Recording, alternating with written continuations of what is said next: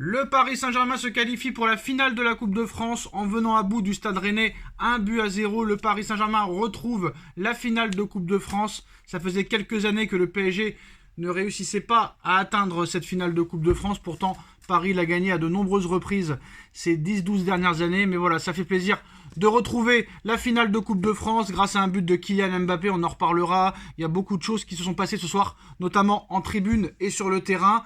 Mais c'est un sans faute de la part de Luis Enrique et pour l'instant, on ne peut rien reprocher à Luis Enrique. Ça a été compliqué au début, mais ça monte en puissance, Il y a encore beaucoup de choses à régler. L'équipe reste perfectible. Il y a une grosse marge de progression. Mais très clairement, Luis Enrique, on l'a laissé travailler. Il a mis ses idées en place.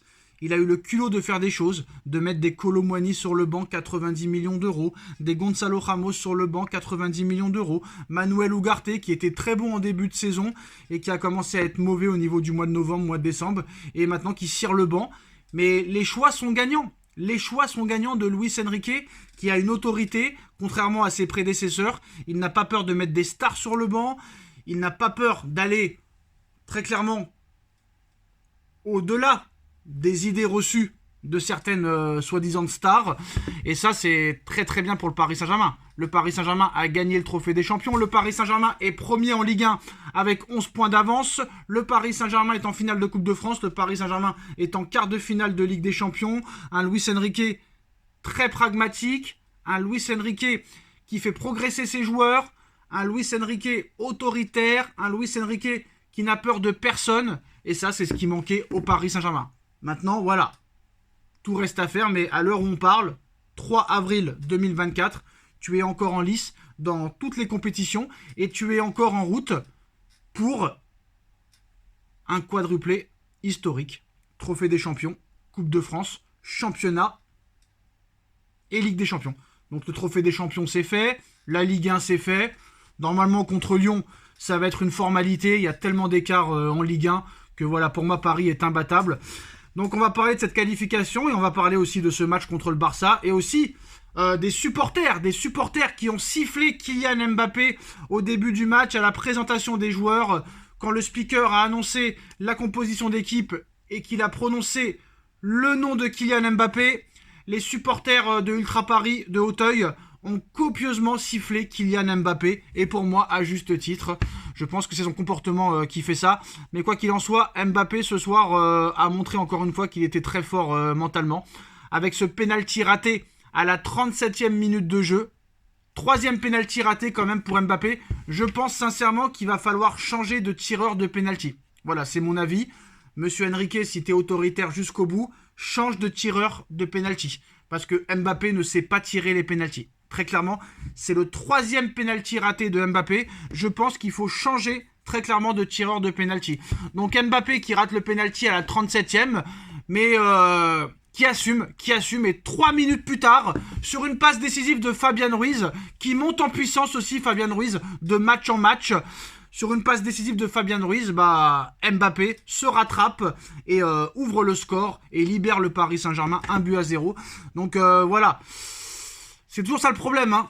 Il y a des fois, tu te dis, il y a une Mbappé dépendance et des fois, tu te dis, il n'y a plus besoin de Mbappé. Donc c'est quand même assez problématique. Mais c'est vrai que on manque quand même d'efficacité. C'est-à-dire que quand Mbappé, si bien sûr Mbappé s'en va, il va falloir trouver un joueur qui te marque 30, 40, voire 50 buts par saison. Et ça va être compliqué de le trouver. Parce que Harry Kane, il va rester au Bayern. Peut-être Erling Haaland, mais sinon, ça va être compliqué de trouver un remplaçant Mbappé qui marque autant de buts. Parce que Dembélé ce soir, par exemple, Dembélé ce soir, il a été exceptionnel. Il a été remarquable dans les accélérations, dans les éliminations, dans la percutation. Au niveau de la défense aussi, il vient redéfendre comme un chien. Honnêtement, Dembélé, ce soir, tu le regardes et tu admires. Mais à l'arrivée, c'est 0 but et 0 passe décisif. Après, il est très important dans le jeu. Je comprends maintenant pourquoi il est titulaire indiscutable avec tous les grands entraîneurs qu'il a eu. Même s'il marque pas de but, même s'il fait pas de passe décisive, c'est incroyable. Dans le cœur du jeu, Ousmane Dembélé, il est super important. Tu t'assois, tu admires et tu applaudis. Dembélé, il lui manque juste l'efficacité. une fois qu'il les mettra au fond, c'est un joueur exceptionnel. Honnêtement, même s'il marque pas, même s'il fait pas de passe décisif, le mec, il est très influent dans le jeu. Tu le vois, il est primordial. Il a une créativité, il a une vitesse de déplacement, il a un dynamisme exceptionnel. Bref, il est excellent dans ce rôle-là, même dans ce rôle de numéro 10. Il se régale, il prend du plaisir, et nous, on se régale et on prend du plaisir à le voir jouer. Donc ça, c'est tout bonus. Mais voilà, je vous l'ai dit, cette équipe est perfectible. Alors, est-ce que ça va être la composition type ? Je ne sais pas, mais voilà, Marquinhos, Hernandez, c'est solide. Nuno Mendes, Hakimi, c'est solide. Fabian Ruiz, Warren. Alors, Warren, faut en parler. Warren, je le trouve un petit peu moins bien. Même beaucoup moins bien depuis quelques mois. Donc, voilà. Mais ce soir, on a vu que Ousmane Dembélé a joué en faux neuf. Et ça, c'est incroyable parce que le message que Monsieur Enrique envoie à Ramos et à Kolo Muani qui est rentré à la 84e minute de jeu. Donc je pense que Kolo Muani va quitter le Paris Saint-Germain cet été. Ça, c'est sûr et certain. Parce que Barcola, qui est blessé, et ben, pas de Ramos, pas de Kolo Muani, malgré la blessure de Barcola. Il te met Kangin Lee à droite, ailier droit, et il te replace Dembélé dans l'axe numéro 9. Donc Enrique ne compte pas du tout sur Gonzalo Ramos ni Randal Kolo Muani. Je pense qu'il est très possible que contre le Barça, on ait le droit à Mbappé à gauche, Kangin Lee à droite et Dembélé en faux neuf. Est-ce que ça va marcher ? Je sais pas. Mais ce soir, le PSG a joué un petit peu en 4-1-2-3. Voilà. Avec un gros début de match, une grosse possession de balle. Ce soir, tu as 72% de possession de balle. Mais je suis confiant. Franchement, je suis confiant pour la suite des événements. Franchement, je suis très confiant pour le match contre le Barça. Là, je pense que c'est vraiment bien parti. On a des joueurs qui montent en puissance.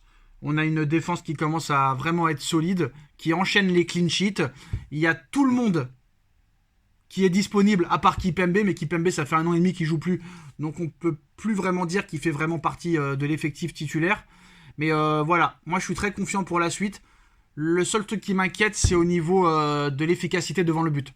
T'es vraiment Mbappé dépendant au niveau de l'efficacité. C'est-à-dire que on a prouvé contre Marseille déjà que d'autres joueurs pouvaient marquer. Mais je pense qu'il va falloir quand même mettre Ramos ou Enrique. Ramos ou Randal devant. Tu peux pas jouer avec Kangin Lee à droite contre le Barça. Je pense que c'est un peu se mettre une épine dans le pied. Sans faire de mauvais jeu de mots à Monsieur Doumpier. Mais voilà, je suis quand même confiant. Je suis assez confiant. C'est pas non plus la régalade totale. Voilà, on va pas se mentir, c'est pas la régalade totale. Mais c'est... Tu vois la patte Enrique. Tu vois la patte Enrique et tu vois que ça avance dans le bon sens. Mais je pense qu'il va falloir trouver plusieurs solutions pour être plus efficace et plus tueur devant le but. Ça, c'est sûr et certain. Parce que sinon, ça risque d'être très très très compliqué. Donnarumma aussi qui monte en puissance, vraiment très vigilant. Un Fabian Ruiz très actif. Un Mbappé présent malgré les sifflets et buteur. Un Paris en totale maîtrise. En contrôle au niveau du milieu. Maîtrise au niveau du ballon. Faut faire attention des fois aux contre-attaques, mais la défense est très solide.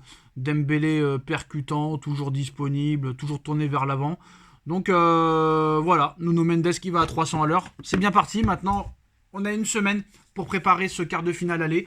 Quoi qu'il en soit, on a le total confiance, on a tout l'effectif à disposition. Donc je pense que tous les feux sont au vert pour ce match contre le Barça. On va avoir une semaine de repos, donc c'est très très bien. Dites-nous en commentaire ce que vous en pensez. On like, on partage, on commente, on s'abonne. On se retrouve très vite pour une nouvelle vidéo. Tchuss.